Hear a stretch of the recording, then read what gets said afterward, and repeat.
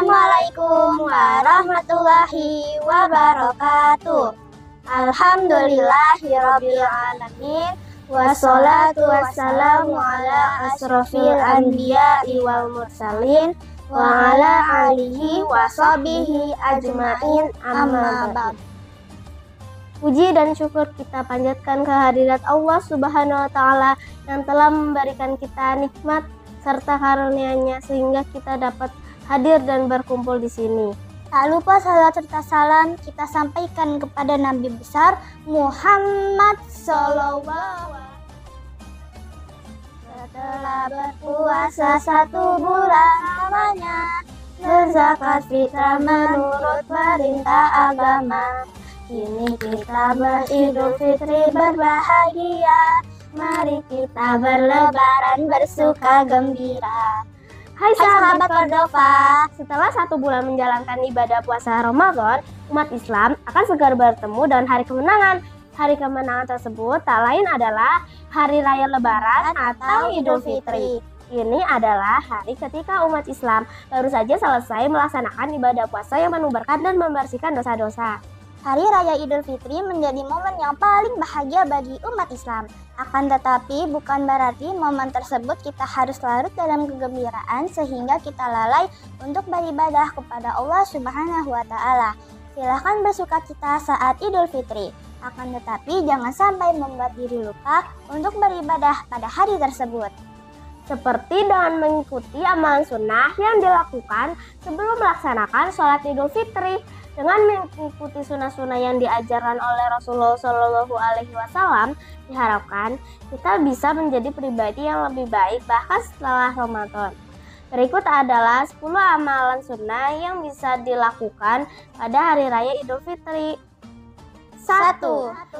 Mandi dan berhias memakai pakaian bagus.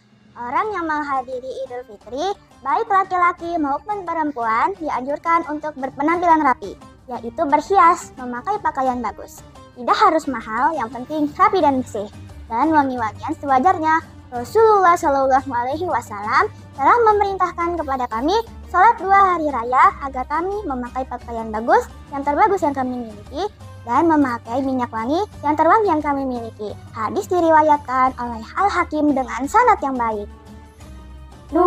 Makan sebelum sholat Idul Fitri. Diriwayatkan dari Abdullah bin Buraidah dari ayahnya, yaitu Buraidah bin Al-Husayb. Dia berkata, Rasulullah Shallallahu Alaihi Wasallam pada hari Idul Fitri tidak keluar sebelum makan, dan pada hari Idul Adha tidak makan hingga selesai sholat.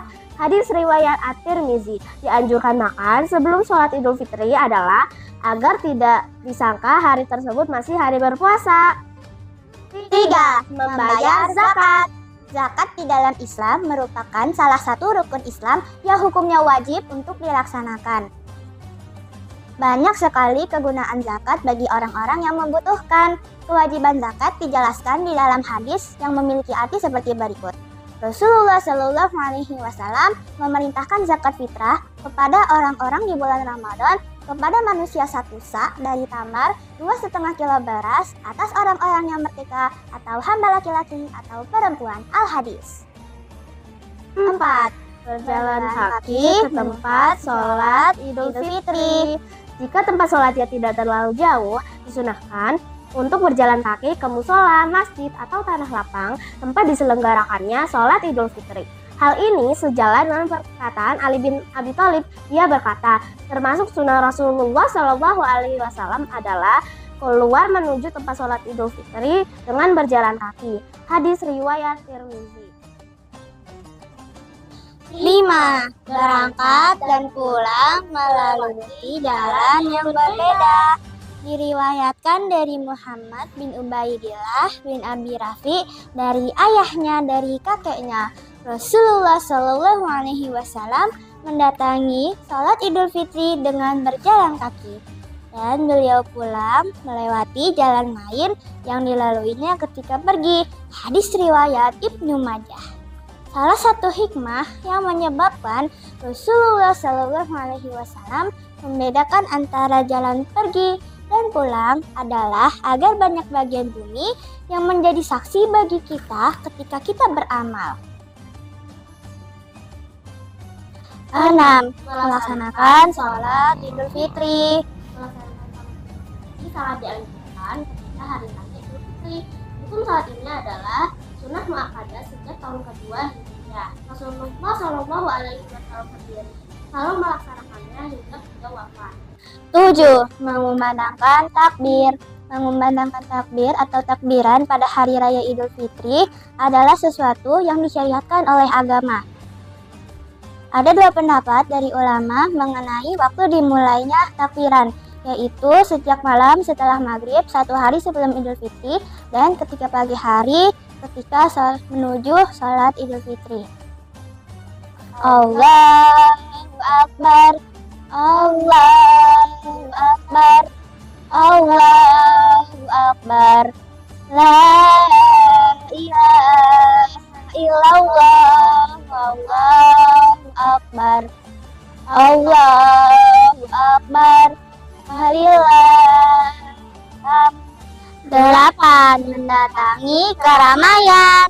Salah satu cara menyemarakan Idul Fitri adalah dengan mendatangi keramaian dan bergembira. Ceritakan bahwa suatu waktu Rasulullah Shallallahu Alaihi Wasallam menemani Aisyah mendatangi sebuah pertunjukan atraksi tombak dan perisai. Saking senangnya, Aisyah sampai menjangkaukan kepalanya di atas bahu Rasulullah Shallallahu Alaihi Wasallam hingga dia selesai menyaksikan pertunjukan tersebut dengan puas. 9. Saling mengucapkan selamat. Termasuk sunnah yang baik yang dapat dilakukan pada hari raya Idul Fitri adalah saling mengucapkan selamat. Selamat di sini baiknya dalam bentuk doa seperti taqabbalallahu minna wa minkum. Semoga Allah menerima amalan kami dan kalian. 10. Silaturahmi. Setelah melaksanakan sholat, Rasulullah Shallallahu Alaihi Wasallam mendatangi tempat keramaian dan mengunjungi rumah sahabat. Tradisi silaturahmi saling mengunjungi saat hari raya Idul Fitri sudah ada sejak zaman Rasulullah Shallallahu Alaihi Wasallam. Ketika Idul Fitri tiba, Rasulullah Shallallahu Alaihi Wasallam mengunjungi rumah para sahabatnya, begitupun para sahabatnya. Pada kesempatan ini, Rasulullah Shallallahu Alaihi Wasallam dan sahabatnya saling mendoakan kebaikan satu sama lain. Nah, itulah penjelasan singkat mengenai amalan sunnah Idul Fitri. Makna hari raya Idul Fitri hendaknya memiliki sifat positif seperti saling menjalin silaturahmi sebagai sarana pembebas diri dari dosa. Sekian dari kami, Dovana dan Tia. Mohon maaf apabila ada salah kata atau kekeliruan. Terima kasih. Wabillahi taufiq wal hidayah. Wassalamualaikum warahmatullahi wabarakatuh.